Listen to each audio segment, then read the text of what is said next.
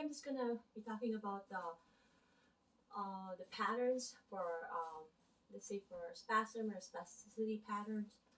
Okay, it's for the CNS injuries. Okay, okay. So there's basically two type of CNS conditions. Okay, the central nervous system conditions. Okay, it's progressive or non-progressive. Okay, and usually it's the affected depending on the lesion, right? The severity, the location, and then the extent of the lesion. But that depends. But the affected, the sensory, the motor, and the autonomic will be affected. Okay, and the symptoms will be motor dysfunction, like other is spastic, or it's rigid, or it's flaccid. Okay, there's weakness and flaccidity, and there's going to be resting tremors or intention tremors, and in terms of the gait, there's going to be altered gait, and if the client is ambulatory, okay, so there's going to be a circumducted gait, okay, and after this I'm going to be talking about the patterns, like I said, okay, so bradykinetic or fascinating gait, so they're not able to, and I'm going to explain which the pattern. Uh, may use a client on the affected side or a wheelchair. So that's usually what happens. Okay, in a lot of postural imbalance will happen, hyperlordosis, hyperkyphosis with a head forward curve. Like I said earlier, I mentioned that a person with hyperkyphotic postural imbalance or dysfunction will have eventually a head forward carriage. So imagine for pregnancy, for a woman who's being anteriorly deviated, right? It's the same manner. So we're having 42 pounds of weight putting in our spine, and it's not really good. And we're not in a proper posture. We're internally rotated. This is tight, especially women. But I do have another video for that. So I'm going to be talking about the spasticity. Okay, so this is a motor dysfunction. Okay, so it is the resistance of the limb to passive movement. So we try to move the limb, it will resist it, and it will it'll be doing a spasm or like a jerk motion. Sorry. So if the limb is moved against the pattern of the client spasticity, in addition to excessive involuntary assisted movement, when the limb is moved into the patterns of spasticity. Okay. Okay, so conditioned specific spasticity will appear in particular patterns in the upper and lower body called flexor or extensor patterns. Okay, any combination of these patterns are possible. Okay, so upper limb flexor pattern. So the head and trunk of toward affected side, shoulder depressed, scapula is retracted, and the GI, the glenohumeral joint, the GH joint, is internally rotated.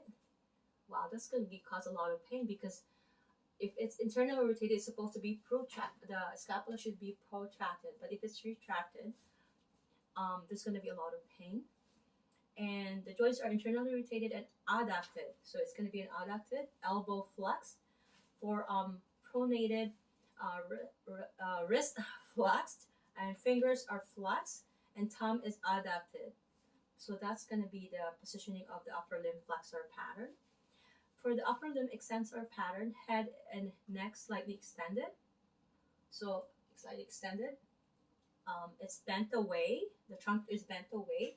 Scapula is retracted. Again, scapula is retracted.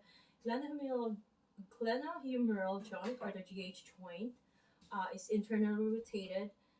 Elbow rigidly extended, and forearm is pronated, and then hand flexed in a tight fist, palm facing posterior.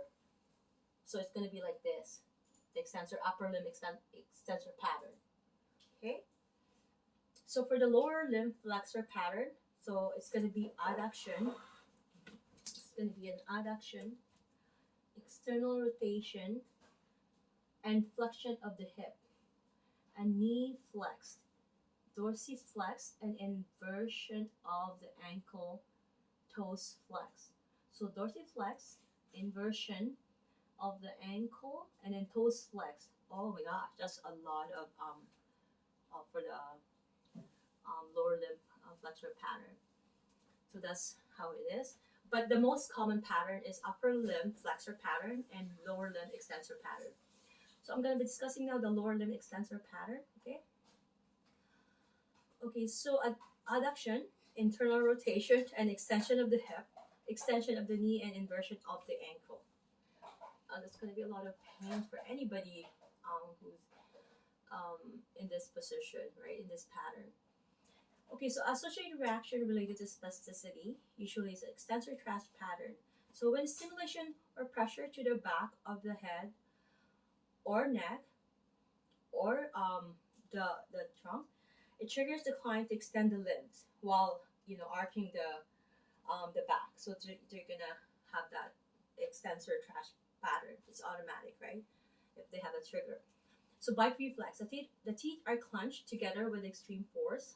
Can accompany the extensor thrust pattern, usually common with head injuries. Okay, that's why for like a TMJ therapy, like it's very kind of scary because if they do have that bite reflex dysfunction, they could if you go into their mouth, we're not allowed to. For us, a therapist, we're not allowed to put anything in their mouth except our fingers to treat them. If they have that dysfunction, they could just easily bite. Right, so we have to know everything before we do therapy for a person whether they do have these conditions. Okay, so positive supporting reaction when pressure on the ball of the foot or stretching of the plantar surface of the foot by dorsiflexing the toes, the client legs will stiffening in extension or tight flexion. Okay, and the grasp reflex. Stimulus or pressure to the palm or of the client's hand. It could cause withdrawal of the entire hand or into the flex position. Okay, so the factors influencing spasticity will be the limb position, any emotional state because it could be a trigger, and a physical exertion. It's a trigger too. If they get exhausted, that's why we don't have to exhaust them. And if they're searching for therapy or they're coming to you for therapy, make sure that that's the main goal. You don't exacerbate them. You don't fatigue them because it will be a trigger factor. Any autonomic activity, any painful, vigorous technique shouldn't be used for them on them. So I will be talking about now about rigidity. It's another motor dysfunction. Okay, rigidity is described as a resistance to movement in flexion, extension, and rotation, and because usually at this point those muscle relaxant they won't work because it's just a matter of it is a of it, it's the brain controlling the muscle, and if it's the brain is a factor, um, it's not possible to reverse it even with medication. And medication is temporary fix, right? Is to break this the cycle of pain, or in the case of pain management, right? I know that we do have to break that cycle of pain so that the body knows, right? But in terms of these type of conditions, we need to make sure of that. Okay, so they will be in a lot of cramping and muscle aching as well. And the types of rigidity is I have the pen there. Yeah.